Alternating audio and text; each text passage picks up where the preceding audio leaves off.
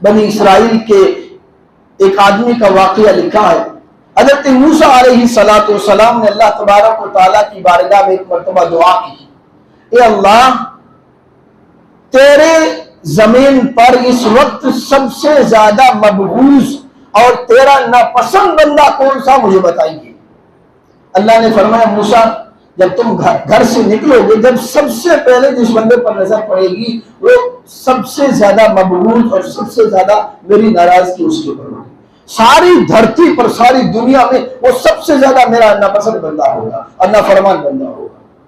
حضرت موسیٰ علیہ السلام گھر سے باہر نکلے، ایک آدمی کو دیکھا، سمجھ گئے کہ اللہ نے کہہ دیا تھا یہی اللہ کا مبغوض اور نافرمان اور پھٹکارا ہوا بندہ ہے۔ واپس گھر میں تشریف لائے، پھر دعا کی، اے اللہ، اب اس دنیا میں تیرا محبوب ترین بندہ کون سا، مجھے وہ بھی دکھا دیجیے۔ اللہ نے فرمایا موسیٰ، کل جب گھر سے نکلو گے سب سے پہلے جس آدمی پر تمہاری نظر پڑے گی وہ سب سے زیادہ میرا محبوب بندہ ہوگا۔ حضرت موسیٰ علیہ السلام دوسرے دن گھر سے نکلے، جس آدمی پر کل نظر پڑی تھی آج بھی اسی آدمی پر نظر پڑی۔ موسیٰ علیہ السلام نے عرض کی، اللہ، میں نے تو کہا تھا کہ تیرا محبوب ترین بندہ دیکھنا چاہتا ہوں، یہ تو وہی بندہ جو کل دیکھا تھا۔ اللہ نے فرمایا، ہاں موسیٰ، یہ کل تک میرا مبغوض بندہ تھا، کل تک یہ بڑا خطا کار اور گنہگار تھا، اور آج اس دھرتی پر سب سے زیادہ میرا محبوب بندہ ہی ہے۔ اور ہوا یوں موسیٰ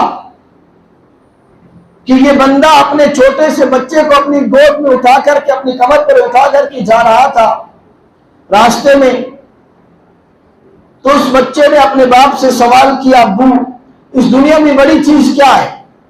تو اس کے باپ نے کہا کہ جو سامنے پہاڑ نظر آ رہے ہیں یہ سب سے بڑے پہاڑ ہیں۔ تھوڑا سا آگے چلا، بیٹے نے کہا، ابا، اس پہاڑ سے بھی بڑی کوئی چیز ہے؟ تو اس نے کہا کہ ہاں بیٹا، جو سمندر ہے یہ پہاڑ سے بھی بڑے ہیں۔ کچھ دیر اور آگے چلے، اس نے کہا، ابو، سمندر سے بھی بڑی کوئی چیز ہے؟ کہا بیٹا، یہ زمین جو ہے سمندر سے بھی بڑی ہے۔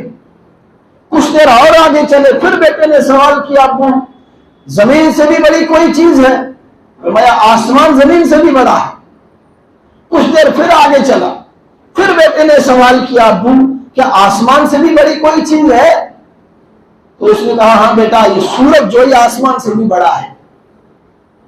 کچھ دیر آگے چلے، پھر بیٹے نے سوال کیا، ابو، اس سورج سے بھی بڑی کوئی چیز ہے؟ اب باپ نے گردن جھکائی اور ندامت کے آنسو بہاتے ہوئے کہا، ہاں بیٹا، تیرے باپ کے گناہ اس سورج سے بھی بڑے۔ یہ کہتے ہوئے اس کی آنکھوں سے آنسو چلک پڑے۔ پھر تھوڑی دیر کے بعد بیٹے نے کہا، ابو، یہ بتائیے کہ میرے باپ کے گناہوں سے بھی بڑی کوئی چیز ہے؟ تو اس کے باپ نے سر اٹھایا اور کہا، ہاں بیٹا، تیرے رب کی رحمت تیرے ابے کے گناہوں سے بھی بڑی ہے۔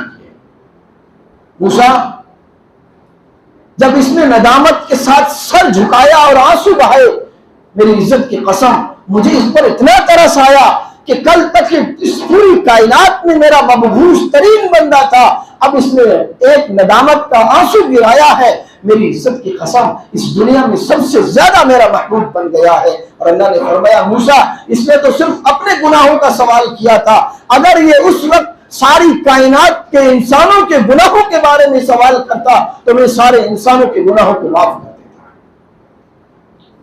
اندازہ لگائیے کتنا بڑا کریم آقا ہے۔ اس لیے اللہ کی رحمت سے نا امید نہیں ہونا چاہیے۔ کریم آقا سب کچھ دینے کے لیے تیار ہے، ہر چیز اس کے گھر میں موجود ہے، بس لینے والا ہونا چاہیے، ندامت کے اشک بہانے چاہیے، اللہ کے آگے اپنے گناہوں کی توبہ کرنی چاہیے، گر گڑانا چاہیے۔ لیکن توبہ صرف ڈال پیٹنے کا نام نہیں ہے، توبہ صرف ڈال پیٹنے کا نام نہیں ہے۔ توبہ کے لیے 3 شرطیں علماء نے لکھی ہیں، 3 شرطیں۔ اگر گناہ کا تعلق اللہ سے ہے تو اس کے لیے 3 شرطیں ہیں، اگر گناہ کا تعلق بندے سے ہے تو اس کی 4 شرطیں ہیں۔ اگر کسی گناہ کا تعلق اللہ سے ہے، اس گناہ کا تعلق کسی بندے سے نہیں ہے، تو اس کی 3 شرطیں کیا ہیں؟ سب سے پہلی شرط یہ ہے کہ اس گناہ کو چھوڑ دے، اور دوسری شرط دل میں ندامت اور پشیمانی ہو، اور تیسری شرط آئندہ نہ کرنے کا پکا دل میں ارادہ ہو۔ سب سے پہلی شرط اس گناہ کو چھوڑ دے، گناہ کو چھوڑے گا تو توبہ قبول ہوگی۔ ایسا نہیں کہ گناہ بھی کر رہا ہے اور توبہ کی بھی کر رہا ہے اور یہ سمجھے کہ اللہ غفور الرحیم ہے، یہ اللہ کی شان کے متعلق نہیں ہے۔ ندامت کے دل کی گہرائی سے انسان توبہ کرے۔ تو سب سے پہلی شرط کیا ہے کہ جو گناہ کر رہا ہے اس گناہ کو چھوڑ دے، اور پھر دل اس میں ندامت ہو، شرمندگی ہو، اور تیسری شرط آئندہ نہ کرنے کا عزم مسلم ہو۔ یہ تین شرطیں تو ہے۔ چوتھی شرط اس گناہ کا تعلق اگر بندوں کے ساتھ ہے، اگر کسی کا حق کھایا ہے، کسی کو گالی دی ہے، کسی کی غیبت کی ہے، کسی کی چغلی کی ہے، کسی کا حق دبایا ہے، تو چوتھی شرط اس کے لیے یہ ہے کہ جس بندے کا حق کھایا ہے اس کی حق کی ادائیگی کرے یا اس سے اپنا حق معاف کرے۔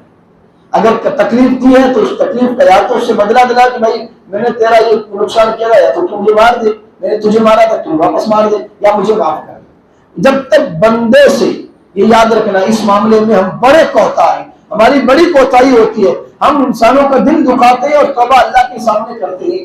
یاد رکھیے اگر کسی نے بندے کے حقوق مارے، اگر کسی کی زمین ہڑپی ہے، کسی غریب کا لقمہ چھینا ہے، اگر کسی غریب کا جو مزدوری کا پیسہ دبا رکھا ہے اور کسی کا حق نہیں دے رہا ہے، اور پھر مسجد کے کونے میں آ کر کے بیٹھا اللہ میں نے گناہ کر لیا، میں نے اس کا حق مار لیا، تجھے معاف کر دے، اس وقت تک اس کی معافی نہیں ہوگی جب تک صاحب حق کو حق کی ادائیگی نہ کر لے، ورنہ دھوکے میں ساری زندگی آنسو بہاتے رہیں گے جب تک بندہ معاف نہیں کرے گا۔ اس لیے علماء نے لکھا ہے کہ حقوق اللہ سے زیادہ خطرناک حقوق العباد ہے۔ اللہ کا حق ہے، اللہ چاہے گا تو معاف کر دے گا۔ نماز چھوٹ گئی ہے، توبہ کا طریقہ کیا ہے کہ جو توبہ کری اللہ سے، نماز چھوڑنے کا جو گناہ ہے وہ گناہ معاف ہو گیا، لیکن اس کی قضا اپنے اوپر ذمہ واجب ہے، کرتے رہیے، ہو گئی پوری تو ٹھیک ہے، نہیں ہوئی تو اللہ معاف کر دے گا کہ بندہ کوشش کر رہا تھا۔ اسی طریقے سے اگر حقوق العباد ہیں تو حقوق العباد میں ضروری ہے کہ اس بندے سے معافی بھی مانگے اور اس کی حق کی ادائیگی بھی کرے، یہ نہیں کہ کسی بہرحال۔ تو اللہ تعالیٰ ہمیں کہی گئی باتوں پر عمل کی توفیق عطا فرمائے، جو کم گھڑیاں بچ گئی اس میں اللہ سے توبہ کرنے کی ہمیں توفیق عطا فرمائے۔